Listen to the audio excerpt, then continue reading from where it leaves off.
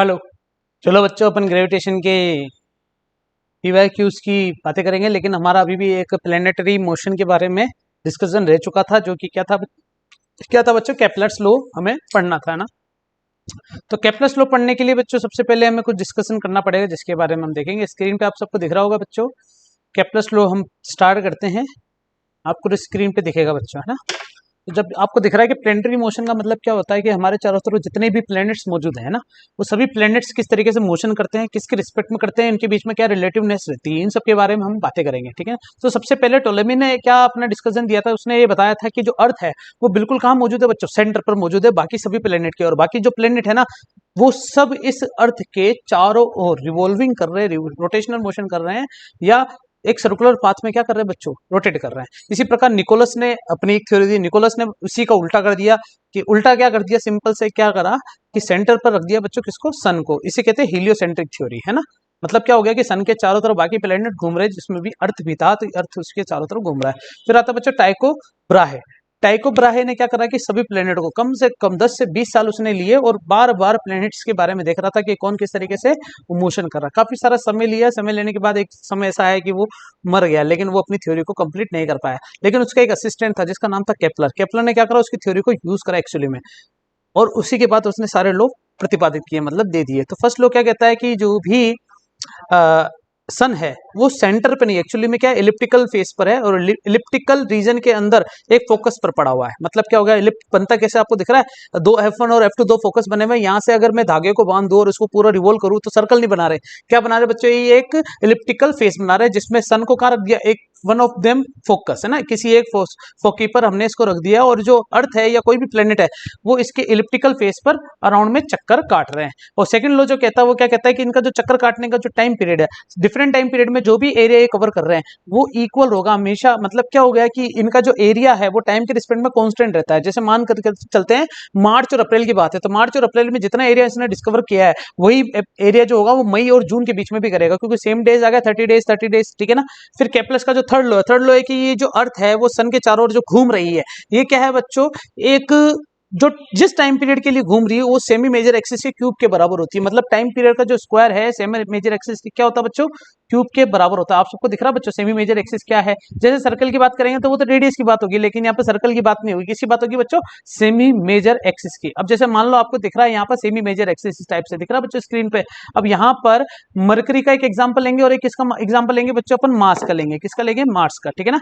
तो मरकरी और मार्स हमारे पास दो ऐसे प्लेनेट ले लेते हैं जिनकी अलग अलग एस्ट्रोनॉमिकल यूनिट मतलब सेमी मेजर एक्सिस है, और टाइम पीरियड भी हमने अलग अलग इनका लिख लिया है, ठीक है ना बच्चों। तो मैं इसको स्टॉप करके एक बार तुम्हें समझा देता हूं कि कहना क्या चाहता हूं। मरकरी एक प्लेनेट है, मार्स एक प्लेनेट है। मरकरी कहां पर मौजूद है बच्चों, ये वाला, है ना, जो कि इसके पास में है, जिसकी सेमी मेजर एक्सिस की वैल्यू क्या है बच्चों, 0.39 AU। अब सेमी मेजर एक्सिस एक्चुअली में है क्या, जैसे मान लो हमारे पास इलिप्टिकल फेस है, कुछ इस टाइप से था क्या, हाँ है ना बच्चों। इसको मैंने एलिप्स बोला था ना, इसकी विड्थ कम कर देता हूँ थोड़ी मैं, ताकि हमें लगे कि हाँ थोड़ा सा डिस्कस बहुत अच्छे से कर रहे हैं, ठीक है ना बच्चे।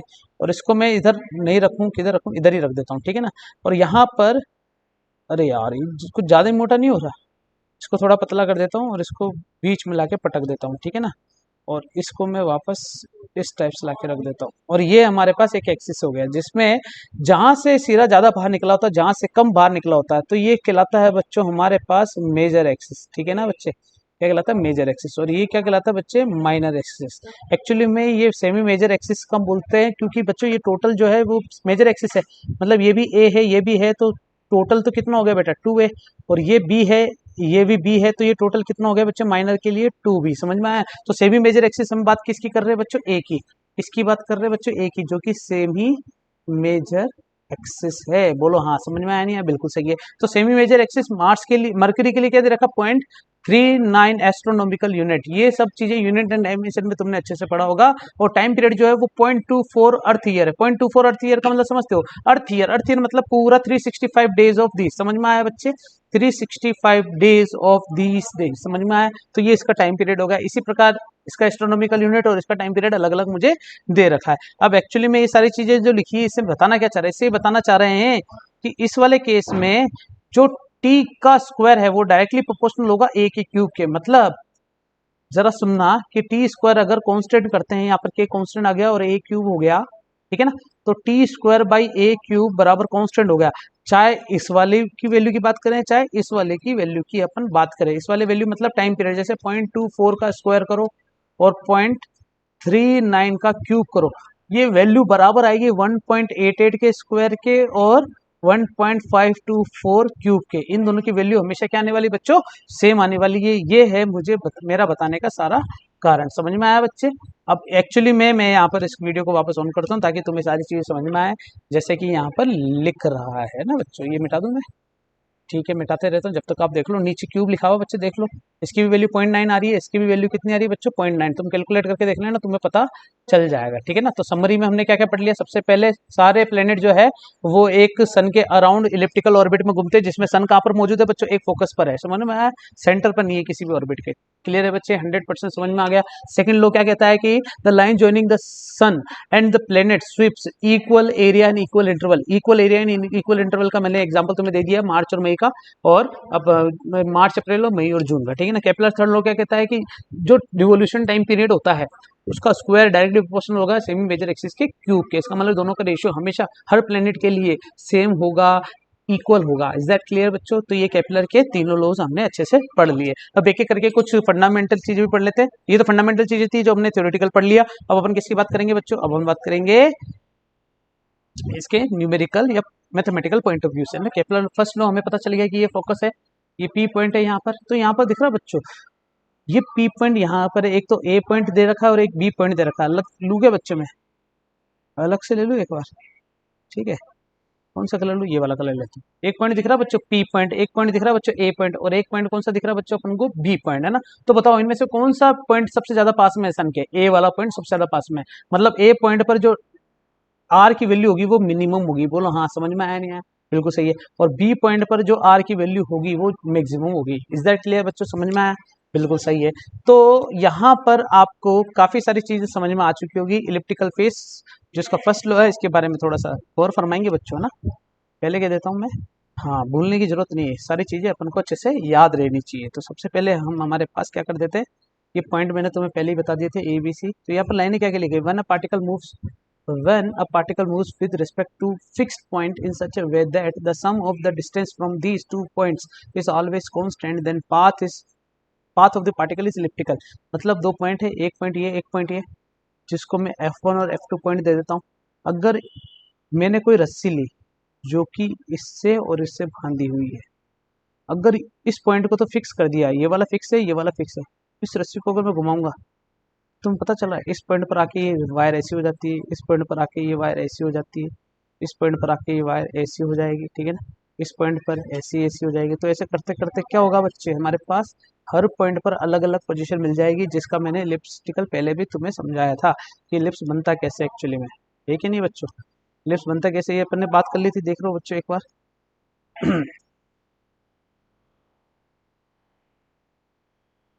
देख लेना एक बार, मैं तुम्हें दिखा देता हूँ। हीलियोसेंट्रिक थ्योरी हमने पढ़ ली थी। हाँ, ये केपलर्स फर्स्ट लॉ आ गया था, जिसमें हम किसकी बात करेंगे बच्चे? ये देखो इलिप्स कैसे बनना, दो फोकस पॉइंट दिख रहे हैं, पेंसिल ली, रस्सी बांधी। अब दो फिक्स पॉइंट से अगर मैं बात करूंगा तो ये इक्वल डिस्टेंस ट्रेवल करता है, इक्वल डिस्टेंस होगा, दोनों का सम हमेशा बराबर होगा। किस किस दोनों का सम की बात कर रहा हूँ बच्चों में? इस वाले की और इस वाले की। किस किस वाले की बेटा? इसकी और इसकी की। अगर ये इस पॉइंट पर आता है तो ये ऐसे होगा, समझ रहे हो बच्चों? इस पॉइंट पर आता है, इस पॉइंट पर आता है, अपन अलग अलग पॉइंट पर लेंगे नहीं लेंगे? हर अलग अलग पॉइंट पर। ठीक है ना बच्चे, समझ में आया? देख लेना इस पॉइंट पर तो बड़ी सिंपल सी चीज है, ये है पॉइंट, ये यहाँ पर से यहाँ पर आ गया। ठीक है ना बच्चे, समझ में आया? कलर थोड़ा सा चेंज करूँ मैं, कलर ये वाला ले लेता हूँ, समझ में आ जाएगा। फिर इस वाले पॉइंट का ये हो जाएगा। ठीक है, मतलब हर बार सेम आने वाला बच्चों, हर बार कुछ भी चेंज नहीं मिलेगा। इतनी सी बात है बच्चे। इसका मतलब बड़ी सिंपल सी बात है कि अगर ये दोनों मिला के 10 मीटर था, तो ये बच्चों यहाँ पर हो जाएगा हमारे पास 6 मीटर, तो ये हो जाएगा बच्चे 4 मीटर। ये हो गया ना अगर 7, तो ये हो जाएगा बच्चों 3 मीटर। ये अगर हो गया हमारे पास बच्चों 8, तो ये हो गया बच्चे 2 मीटर। समझ में आ गया बच्चे? क्लियर है ना? तो इन दोनों का सम जो होगा हमेशा क्या आएगा? सेम आएगा, 10 ही आएगा, कोई बड़ी बात नहीं है। Is that clear? समझ में आया? इन दोनों का सम 10 था। ठीक है ना बच्चे, ये 5 था और ये भी 5 था, तो टोटल मिला के 10 मिला। तो ये इलिप्स बनता है यहाँ पर। तो यहाँ पर मैं इलिप्स की बात कर चुका था, और इलिप्स का मतलब इस तरीके से बनता है। The two points of the chord is focus, मतलब इन दोनों पॉइंट को फोकस पॉइंट कहते हैं। जो फिक्स पॉइंट होते हैं ना, इनको अपन क्या बोलते हैं बेटा, फिक्स्ड को ही हम बोलेंगे फोकस, की यहाँ पर ही फोकस होगा, जिसमें एक फोकस पर तो क्या होगा बच्चों, सूर्य देवता। कौन होंगे बच्चे, एक फोकस पर तो सूर्य देवता है। सूर्य देवता लग रहे नहीं लग रहे तुम्हें, देख लेना एक बार अच्छे से, पहले क्या देता हूँ मैं, लगने चाहिए अपन को, नहीं नहीं बस, ज़्यादा नहीं, ज़्यादा नहीं, ज़्यादा नहीं, ज़्यादा नहीं, ज़्यादा नहीं, ज़्यादा नहीं, ज़्यादा नहीं, हाँ बस ठीक है। ओके नाउ अब मुझे क्या करना है बच्चों, सेमी मेजर एक्सिस की वैल्यू निकालनी थी, जो कि किसके बराबर है बच्चों, R1 plus R2 divided by 2। अब ये R1 plus R2 divided by 2 आई कैसे हैं, इसके बारे में भी देख ले, थोड़ा सा डायग्राम मिटा दूं मैं पूरा, चलेगा ना बच्चे। अब हम क्या करते हैं बच्चों, पॉइंट लेते हैं, पी पॉइंट, तुम्हें दिख रहा है पी पॉइंट, पी पॉइंट की मैंने बताया ना, पी एफ वन और पी एफ टू, समझ रहे हो बच्चों, ये वाली और ये वाले distance P F one P F two, ये बराबर होगी A F one A F two के, मतलब इस पॉइंट की बात करूंगा तो ए एफ वन और ए एफ टू के बराबर होगी, और बी की बात करूंगा तो बी एफ टू और बी एफ वन के बराबर होगी। हाँ है ना बच्चों, समझ में आया, बिल्कुल सही है। तो इस वाले केस में तीनों की वैल्यू अगर मैंने बराबर रख दी है यहाँ पर बच्चों, तो जरा देखना B F one B F two सब चीज आपस में बराबर होगी, ये क्या होगी बच्चों, कॉन्स्टेंट होगी, कभी भी चेंज नहीं होगी। इलिप्स की बात कर रहे हैं तो ए एफ वन और बी एफ टू तो बराबर होगी, कैसे पता चला बच्चे, ए एफ वन और बी एफ टू, समझ रहे हो ना बच्चों, बी एफ टू की बात हो रही है और ए एफ वन की बात हो रही है, तो ये दोनों तो चीजें क्या होगी, दोनों डिस्टेंस हमारे लिए क्या होगी बच्चों, बराबर होगी। इसे अपन क्या बोलेंगे, minimum distance from the both of the focus is same, सही बात है ना बच्चों, ठीक है चलेगा। नेक्स्ट बच्चों P F one P F two तो वहीं पूरा वहीं रह गया, ए एफ वन की जगह बच्चों बी एफ टू रख दिया मैंने यहाँ पर, चलेगा, कोई परेशानी वाली बात नहीं है, बिल्कुल सही है। और बी एफ टू की जगह ए एफ वन रख दिया, यहाँ पे कोई बड़ी बात नहीं है बच्चों, 100% तुम्हें समझ में आ गया होगा, चलेगा ना बच्चे। अब जरा थोड़ा सा दिमाग लगाओ, अगर बच्चों ऐसा होता है ना, अगर बच्चों ऐसा होगा बी एफ वन और ए एफ वन, देखना जरा यहाँ से ए एफ टू की वैल्यू तो ये हो गई ए एफ टू और बी एफ टू, टोटल मिलके क्या हो गया बच्चे, जल्दी से बताओ, क्या ये ए है तो ये भी ए होगा, तो टोटल मिला के 2a हो गए क्या, तो दोनों की वैल्यू क्या रख दी बच्चों मैंने, 2a रख दी है, ठीक है ना बच्चों, चलेगा। सिंपल मैथमेटिकल टर्म चल रही है तो हमें ज्यादा कोई कंफ्यूजन होने की जरूरत नहीं है, समझ में आया बच्चों, ज्यादा स्पीड में तो नहीं चल रहा बच्चों, स्पीड में चलना हमारा जन्म सिद्ध अधिकार है, ठीक है ना बच्चों, तो कोई बड़ी बात नहीं है। R1 प्लस R2 को मैं क्या बोलूंगा, देखना मान लो पी पॉइंट पर है, तो पी पॉइंट के कोऑर्डिनेट के हिसाब से अगर देखें तो R1 और R2 दो अलग अलग डिस्टेंस फोकस से मान ली बच्चों अपन ने, जिसमें से सॉरी सन से डिस्टेंस मान ली बच्चों R1 और R2 का मतलब है ना, तो R मिनिमम और R मैक्सिमम बराबर 2a मिल गया, तो इसलिए a बराबर क्या जाएगा, 2 का डिवाइड कर देंगे, जो कि R minimum plus R maximum divided by 2, या फिर R1 plus R2 divided by 2 लिख सकते हो, जिसमें R1 ही मिनिमम है और R2 ही बच्चों क्या मैक्सिमम है। तुम्हें दिख रहा है स्क्रीन पे, एक बार देख लो, जूम करके मैं तुम्हें समझा सकता हूँ, भले देख लेना अच्छे से, ये देखो बच्चों अच्छे से स्क्रीन पे तुम्हें दिखेगा, इसलिए डरने की कोई बात नहीं है, ठीक है ना बच्चों, देख लो एक बार, क्या समझ में आ गया, अरे तू कहाँ चला गया, ये आर मिनिमम और आर मैक्सिमम दोनों चीज समझ में आ गई ना, पक्का बच्चे समझ में आ गया, क्लियर है, देख लेना।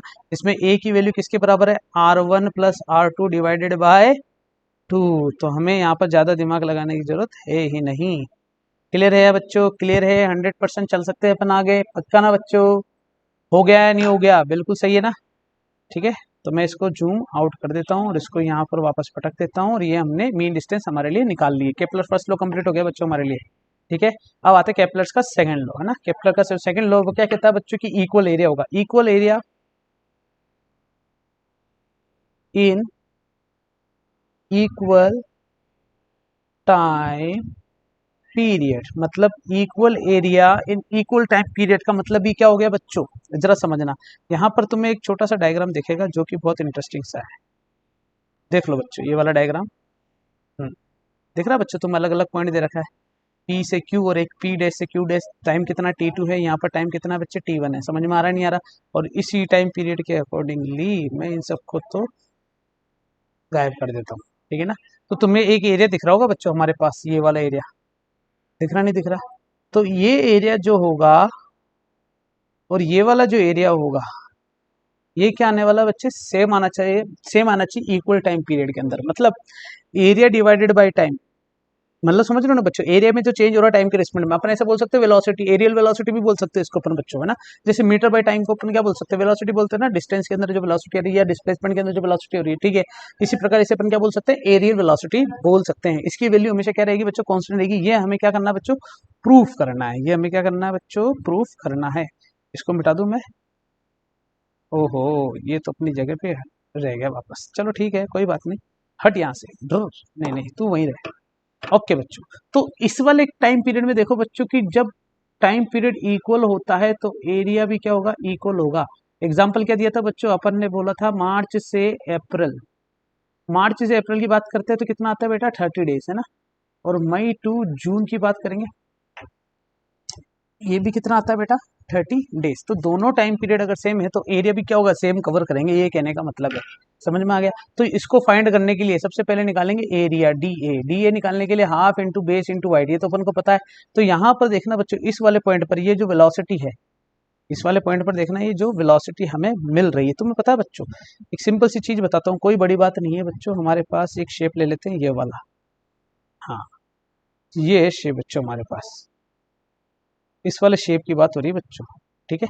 तो इस वाले शेप में जरा गौर फरमाना कि ये वो पॉइंट है जहां पर वेलोसिटी आ रही है v, ठीक है ना, और ये एंगल थीटा चलेगा, ये पॉइंट फिक्स पॉइंट है यहाँ पर जिसकी अबाउट ये रोटेट हो रहा है। तो मुझे अगर इसका एरिया निकालना है तो मुझे अगर ये बेस मिल गया और ये मुझे हाइट मिल गई जो कि रेडियस के बराबर है, तो बेस मिल गया तो काम हो गया कि half into base into height. अब बेस निकालने के लिए हाइट तो मिल गई आर, अब बेस निकालने के लिए क्या करेंगे, तुम पता है इसका वी दे रखा है, अगर मुझे टाइम पीरियड पता चल जाए यहाँ तक का, तो मुझे इसकी डिस्टेंस मिल जाएगी, क्या डिस्टेंस ही तो बेस हो जाएगी इसकी, तो डिस्टेंस बराबर क्या हो गया, वेलोसिटी इंटू टाइम।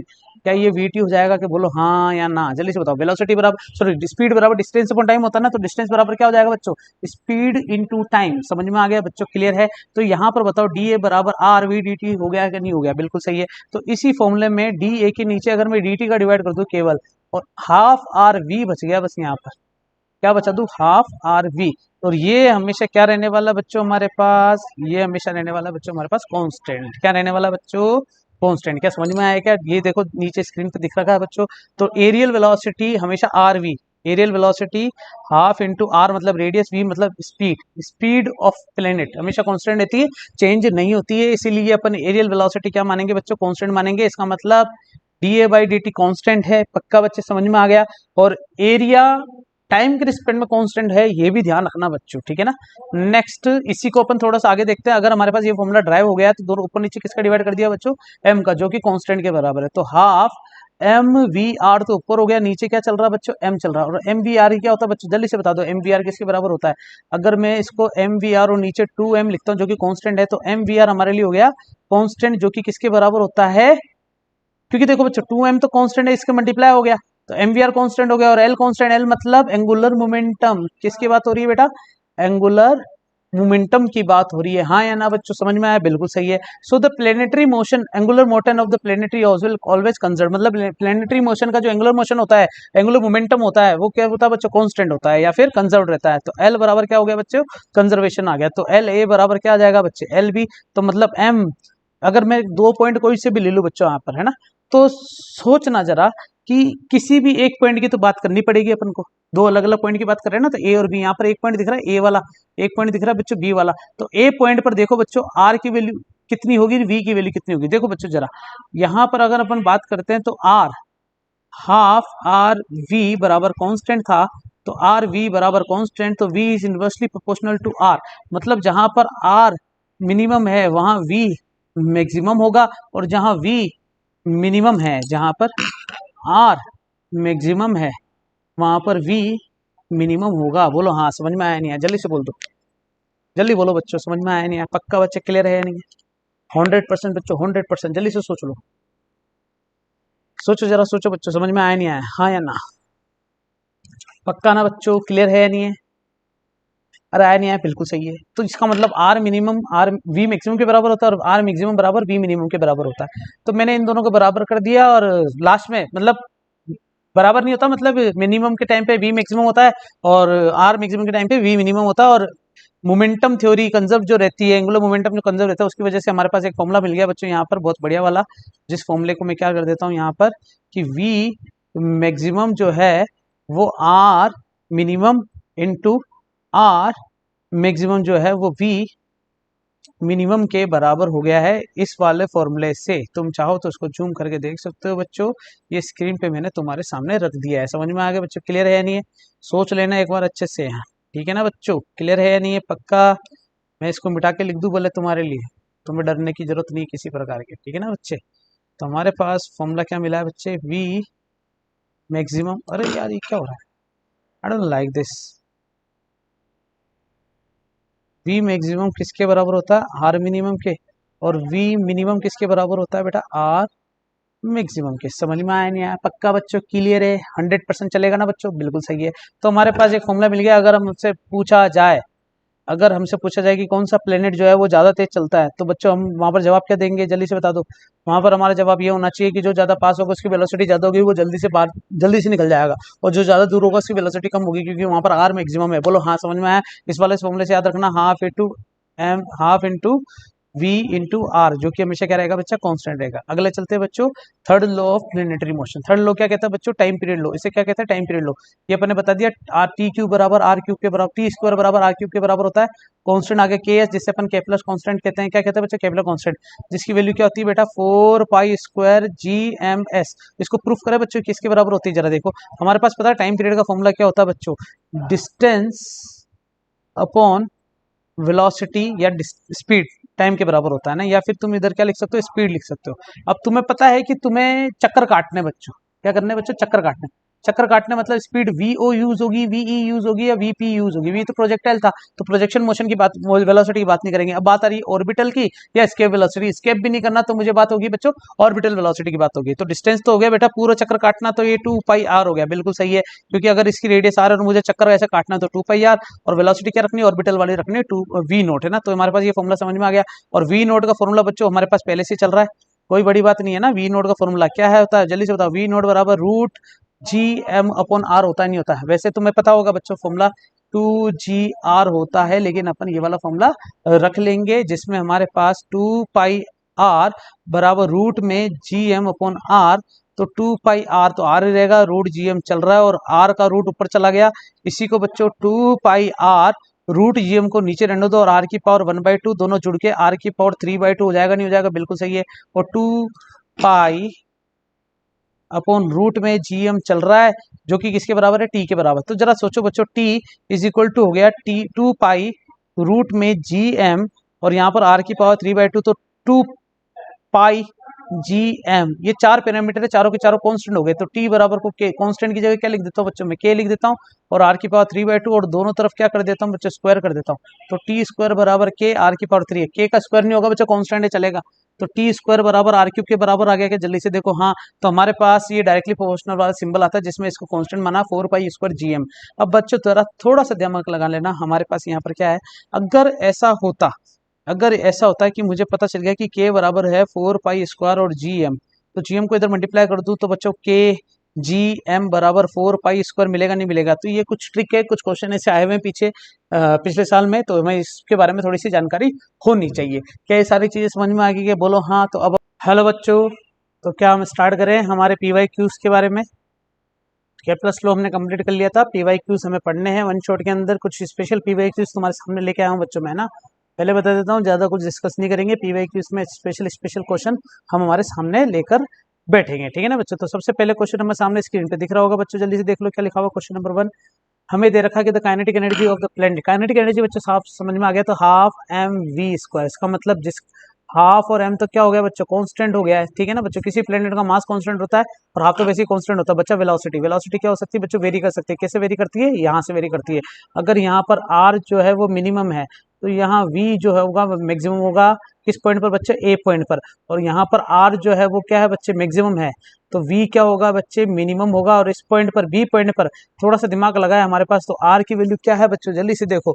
आर की वैल्यू लगभग इस पॉइंट से इतनी है कि नहीं है, बिल्कुल सही है। तो जो कि मैक्सिमम से तो बहुत छोटी है, इसका मतलब ये भी मिनिमम है क्या, बिल्कुल सही है। लेकिन हम ऐसा बोल सकते हैं कि बी जो है ए से तो थोड़ा दूर है, तो यहाँ पर वी की वैल्यू जो है वी ए की सबसे ज्यादा होगी, फिर वी बी की ज्यादा होगी, फिर वी सी की ज्यादा होगी। तो काइनेटिक एनर्जी किसकी ज्यादा होगी, काइनेटिक एनर्जी ए की ज्यादा होगी, फिर काइनेटिक एनर्जी बी की होगी, फिर उसके बाद क्या बचता है हमारे पास, सी बचता है काइनेटिक एनर्जी के अंदर, है ना। तो ए बी सी कौन सा ऑप्शन सही है, A option is the right answer of this question. Clear है बच्चों, समझ में आया पक्का ना? तो ये वेलोसिटी वाले कंसेप्ट से ही हो जाएगा, 100% समझ में आया। क्वेश्चन नंबर 2 हमारे सामने स्क्रीन पे दिया हुआ बच्चों। If the mass of the sun were 10 times smaller than the universal gravitational constant. Mass of the sun मतलब मास ऑफ जो सन है उसको मैं एम एस से रिप्रेजेंट कर देता हूँ, और एम डैश जो है वो मास ऑफ सन जो हमारे पास क्वेश्चन में दिया हुआ है ना, बाय क्वेश्चंस के साथ में पैरामीटर्स जो चेंज दिए हैं वो कितना है, 10 टाइम्स स्मॉलर, है ना। 10 टाइम्स स्मॉलर का मतलब हो गया है कि gravitational constant were 10 times larger in the magnitude, है ना। तो 10 टाइम्स लार्जर और 10 टाइम्स स्मॉलर है, तो इसका मतलब ms/10 हो गया, और ग्रेविटेशनल कांस्टेंट है वो 10 times larger of the g, तो g डैश बोल दिया मैंने, है ना। तो which of the following is not correct, तो हमारे पास इतना सब डाटा देने के बाद कुछ सिंपल दे रखा, rain drop will fall faster, सही है बच्चे। ग्रेविटेशन यूनिवर्सल ग्रेविटेशन कांस्टेंट पड़ गया, तो हम ग्रेविटी की बात कर रहे हैं तो Gm/r स्क्वायर, फॉर्मूला ये होता है। देखो बच्चों, हमने पता है कि r के ऊपर भी g का इफेक्ट होता है, m के ऊपर भी होता है, लेकिन यहाँ पर चेंज क्या हो रहा है बच्चों, मास चेंज, मास तो हो रहा है कम, लेकिन g भी तो बढ़ रहा है बच्चों 10 टाइम्स, है ना। g अगर 10 टाइम्स बढ़ रहा है तो g की वैल्यू में क्या चेंज आएगा, जरा देखते हैं। Rain drop will fall fast, walking on the ground will become more difficult, time period of the simple pendulum on the earth would decrease, g on the earth will not change. बच्चों g तो change होगा ही होगा 100%, ठीक है ना बच्चे, जी तो change होगा ही होगा। यहाँ पर अगर ऐसे बोलते हैं ना जी चेंज नहीं होगा तो ये तो गलत बात होगी, जी चेंज होगा ही होगा। समझ में आया बच्चे, क्लियर है या नहीं है। तो यहाँ पर ग्रेविटेशनल एक्सेलरेशन, क्योंकि बच्चों बात हो रही है किस पर, अर्थ पर बात हो रही है, ठीक है ना, अर्थ पर, तो अर्थ पर इफेक्ट तो पड़ेगा ही पड़ेगा 100%। तो question number second is the question number second का जो ऑप्शन डी है वो क्या है बच्चों, इसका राइट आंसर है। क्लियर है बच्चों। अगला क्वेश्चन हमारे सामने स्क्रीन पे दिया हुआ बच्चों, बड़ा simple, the acceleration due to the gravity at the height 1 kilometer above the earth, है ना। तो हाइट कितना दे रखा है बच्चों, हमें 1 किलोमीटर हमारे पास हाइट दे रखी है, about the earth is the same at the depth, है ना बच्चों। तो मान लो ये अर्थ है और ये इसकी हाइट है, ये पॉइंट है, तो जो यहाँ से r डिस्टेंस पर है और अगर डेप्थ पर होता जो कि यहाँ से होता तो ये भी r कहलाता है, बस r की वैल्यू यहाँ पर r-d होती है, यहाँ पर r की वैल्यू r+h होती है। बोलो हाँ, समझ में आया नहीं है, बिल्कुल सही है। फिर अपन को बोल रखा है कि डेप्थ के समान लेना है, तो बच्चों सिंपल सी बात है, ग्रेविटेशनल ऑफ हाइट, अगर acceleration due to gravity at height and earth is same, same दे रखी, तो उसका मतलब डेप्थ और हाइट की सेम दे रखी है, तो g ऑफ 1 - d/r बराबर आ जाएगा g ऑफ 1 - 2h/r। तो g से g कैंसिल, 1 से 1 कैंसिल, माइनस से माइनस कैंसिल, r से r कैंसिल, तो d बराबर 2h आ गया बच्चों डायरेक्ट। जल्दी से बोलो हाँ हाँ या ना बच्चों, बिल्कुल सही है। तो हमें हाइट दे रखी बच्चों 1 किलोमीटर, तो डेप्थ कितनी हो जाएगी बेटा 2 kilometer. C option is the right answer of this question. बच्चा क्लियर है या नहीं, 100% समझ में आया। जल्दी से बोल दो हाँ। क्वेश्चन नंबर नया हमारे सामने, 4th नंबर क्वेश्चन बच्चों देखो, 2 astronauts are floating in the gravitational free space after, मतलब मान लेते हैं कि ये m1 है और ये m2 है, अगर फ्री स्पेस में, मतलब ग्रेविटेशनल फ्री स्पेस है, इसका मतलब कोई और ग्रेविटी इनको अट्रैक्ट नहीं कर रही है। अगर इनको फ्री में मतलब फ्री फ्लोटिंग कर दिया जाए तो क्या होगा इनके बीच में, मूव टूवर्ड्स ईच अदर, दोनों एक दूसरे की तरफ आएंगे, moves away from each other, दोनों एक दूसरे से दूर जाएंगे, विल बिकम स्टेशनरी, दोनों स्टेशनरी हो जाएंगे, keep floating at the same distance between them. तो बच्चों हमारे पास option number A is the right answer, क्योंकि बच्चों दोनों के अंदर मास है, दोनों फ्री स्पेस में है, तो यहाँ पर न्यूटन लॉ काम करेगा, जिसमें F is directly proportional to m1 m2, मतलब दोनों एक दूसरे पर जो फोर्स लगाते हैं दोनों के मास के प्रोडक्ट के बराबर होता है। एक्चुअल में दोनों एक दूसरे को क्या करेंगे, अट्रैक्ट करेंगे। बोलो हाँ बच्चों, समझ में आया नहीं है बच्चों, पक्का क्लियर है, option number A is the right answer, बाकी तीनों गलत है। हमारे पास नया क्वेश्चन है बच्चों, 5th नंबर क्वेश्चन स्क्रीन पर है, starting point from the centre of the earth having the radius r, ये है हमारे पास धरती माँ जिसकी रेडियस है r, variation of the g due to gravity, है ना, g acceleration due to gravity as shown, है ना। तो बच्चों हमारे पास g की वैल्यू चेक करनी है r के साथ में, तो बच्चों r की वैल्यू इस वाले केस में ये जो पॉइंट दे रखा है ना, ये r को बता रहा है ना बच्चों, और ये ग्रेविटेशनल एक्सेलरेशन बता रहा था। g का फॉर्मूला होता था Gm/r स्क्वायर, बच्चों ये तो वही हो गया, Eg का फॉर्मूला होता था ना Gm/r स्क्वायर, जिसमें फॉर्मूला क्या होता था, जल्दी से देखो, हमारे पास एक पॉइंट से लेके इस पॉइंट पर चलता था, तो r की वैल्यू क्या थी बच्चों, r थी। तो यहाँ से लेके यहाँ तक अगर मैं धरती माँ के अंदर हूँ तो एक पॉइंट यहाँ से यहाँ तक तो क्या रहता था बच्चों, कांस्टेंट रहता था। फिर बाद में इनवर्सली प्रोपोर्शनल, मतलब E is directly proportional to r था, यहाँ पर E inversely proportional of r square, पक्का ना बच्चों। तो यहाँ पर ये g की वैल्यू भी Eg के बराबर है, तो इसका मतलब कौन सा ऑप्शन सही हो गया बच्चों, बी ऑप्शन। इसको डायरेक्टली तुम किससे रिलेट कर देना बच्चों, ग्रेविटेशनल फील्ड से रिलेट कर देना, तो तुम्हारा आंसर बिल्कुल सही होगा। Graphical represent is the right answer.